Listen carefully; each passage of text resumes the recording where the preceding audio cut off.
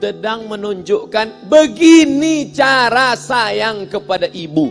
Wahai kalian yang tak menghormati ibu, yang menyepelekan ibu, yang merendahkan ibu. Malam ini lihat, beliau tidak ada ceramah, tidak ada tausiah, tapi langsung dibuat begini cara menghormati ibu. Ini sekarang banyak orang tak menghormati ibu. Berapa banyak ibu yang awalnya bantu-bantu, lama-lama jadi pembantu.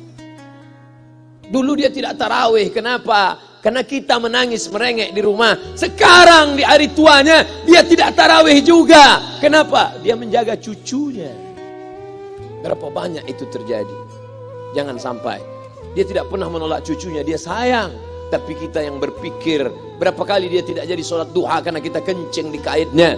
Berapa kali dia tidak tarawih karena kita menangis merengek sampai subuh datang. Berapa kali dia tidak iktikaf karena kita. Andai dia masih hidup hari ini, datang, belikan pakaian yang paling dia suka, belikan perhiasan kalau ada.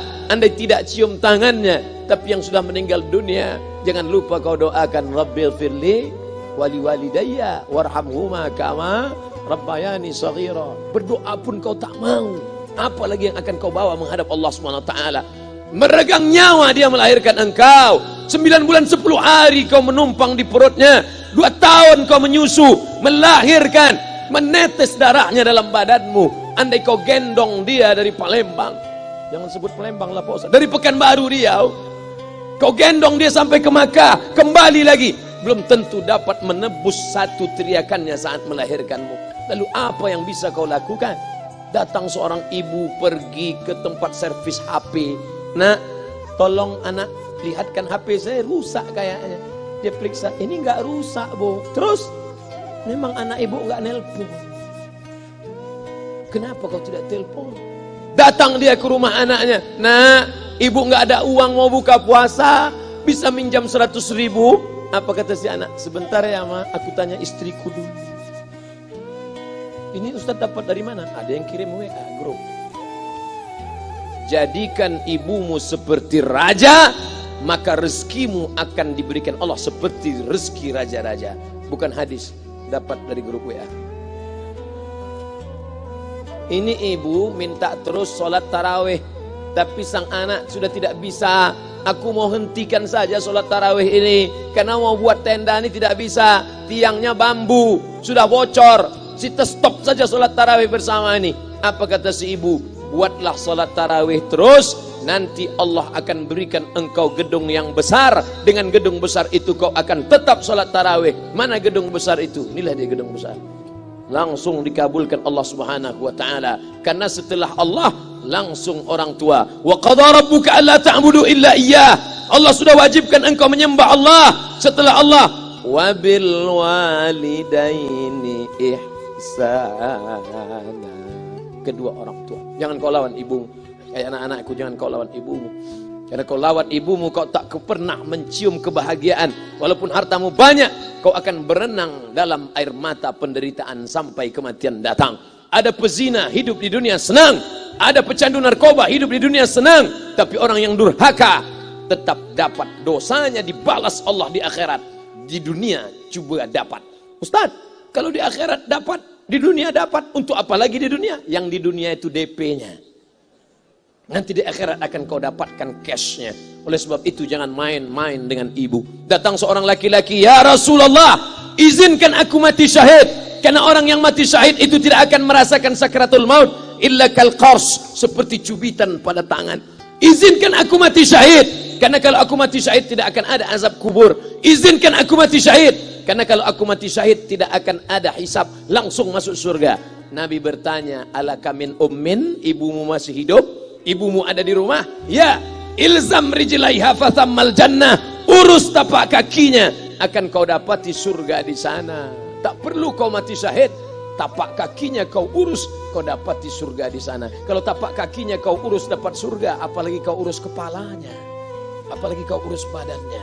Pulang dari sini urus ibumu, mandikan dia, belikan pakaian yang baik, cari makanan kesukaannya. Kalau dia sudah meninggal, maka kau datang ke sana, langsung dapat tisu. Bapak Ibu yang dimuliakan Allah Subhanahu wa taala. Ini Ustadz suaranya menggelegar nih, marah apa? Enggak, saya tak marah.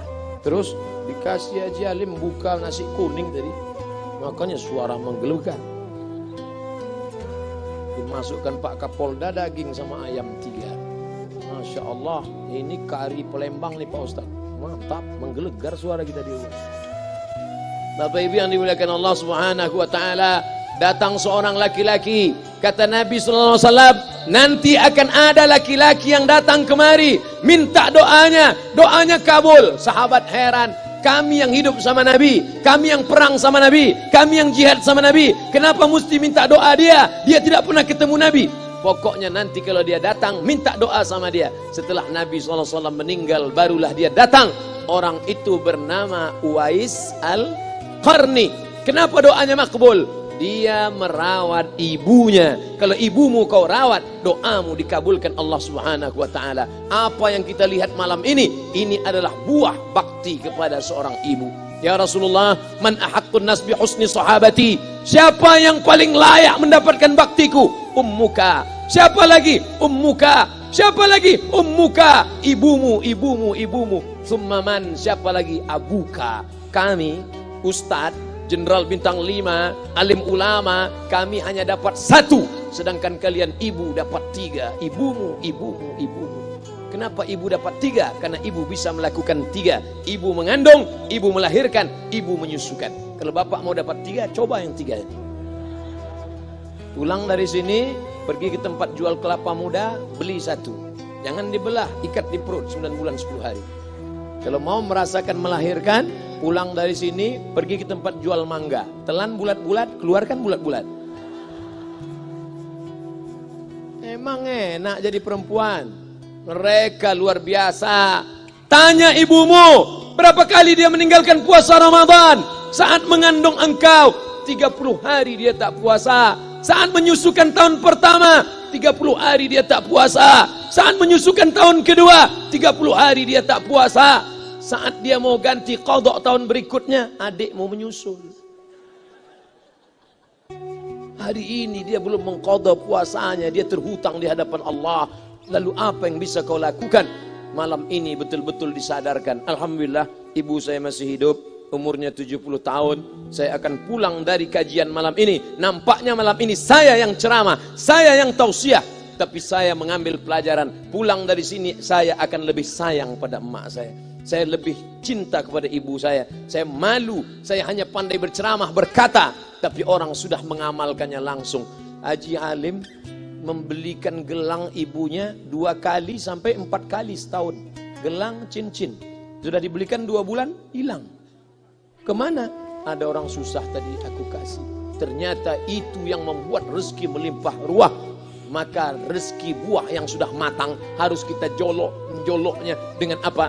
Dengan berbakti kepada ibu. Bapak ibu yang dimuliakan Allah, saudara-saudaraku yang dimuliakan Allah Subhanahu wa taala. Ibu ini luar biasa. Sampai-sampai ibu, Ustaz jangan nunjuk pakai tangan kiri lah. Oke, pakai kanan. Ibu, andai ngomong ibu salah, tetap dikabulkan Allah Subhanahu wa taala. Ada seorang ibu memanggil anaknya, "Ya Juraij, wahai Juraij." Anaknya sedang beribadah. Ibadah pada Allah atau nyambut ucapan ibu? Allah lebih mulia, dia diam. "Ya Juraij." Dia tetap diam. "Ya Juraij." Dia tetap diam. Dia tidak jawab seruan ibunya. Sampai akhirnya ibunya berkata, apa kata ibunya? "Allahumma la tumitshu hatta turihi wujuhal mumisat." Jangan matikan Juraij sebelum matanya melihat wanita, maaf, tunasusila. Jangan matikan Juraij sebelum matanya melihat wanita tunasusila, WTS PSK, orang nakal, orang jahat. Tidak mungkin ahli ibadah matanya melihat orang jahat, tapi takdir berkata lain. Tak lama setelah ucapan sang ibu, ada seorang WTS PSK hamil, tidak diketahui suaminya, ditangkap, ditanya, "Siapa yang menghamilimu?" Apa kata si perempuan? "Yang menghamiliku adalah Juraij." Sampai Juraij ketika difitnah, perempuan wanita susila itu ditanya, "Siapa yang menghamilimu?" Ternyata dia berkata, "Juraij." Akhirnya mereka menangkap Juraij. "Juraij, ternyata engkau selama ini pura-pura saja menjadi pelaku ibadah. Engkau ternyata sudah menghamili perempuan ini." Mereka menghancurkan tempat ibadah Juraij. Tapi kemudian Juraij sabar. Dia katakan, "Nanti tunggu anak itu lahir, kalian baru tahu." Setelah tak lama anak itu pun lahir dan mereka bertanya, Mereka bertanya kepada anak kecil yang belum bisa bicara, "Ya gulam, wahai anak kecil, man abuka? Who is your father?" Siapa bapakmu? Hai anak kecil, siapa bapakmu?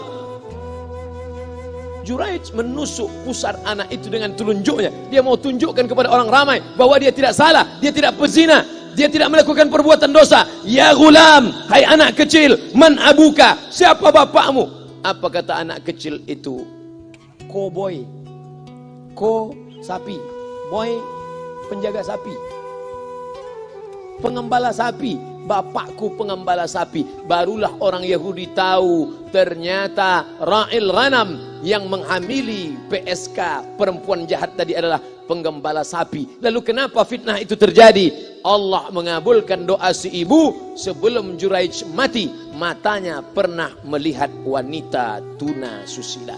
Oleh sebab itu ibu jangan sampai kalau marah sama anak memanggil anak dengan kata-kata yang tak baik. Setan, hantu.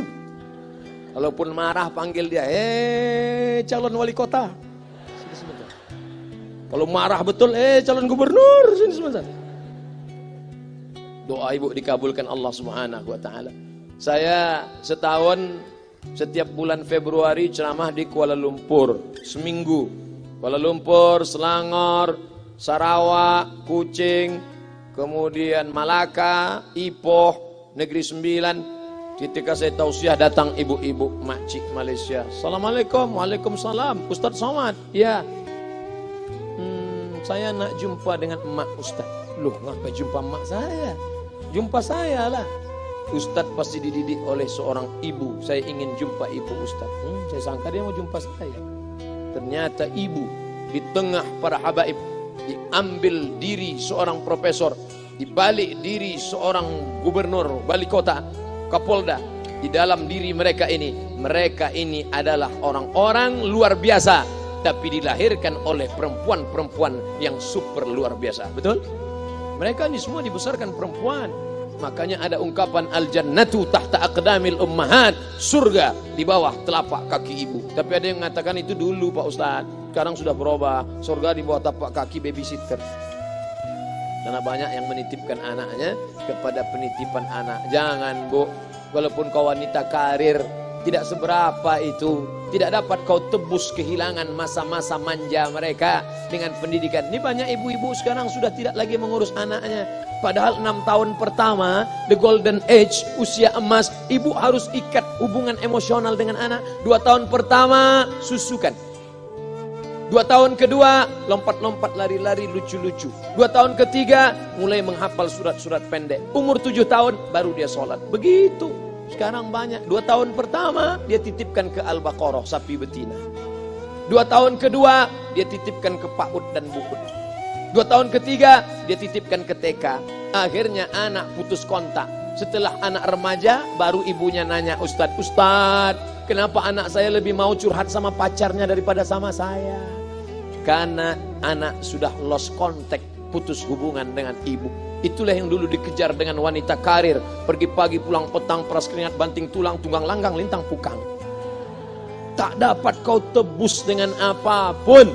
Oleh sebab itu, kalau kau sayang kepada mereka, besarkan mereka. Nanti setelah dia SMP, kau tetap bisa berkarir, tetap bisa apapun. Tapi usia emas ini tetap jaga mereka. Di balik anak-anak yang luar biasa, ada ibu yang luar biasa. Di mana letak ibu luar biasa itu? Inilah dia, ibu-ibu semua insya Allah. Amin.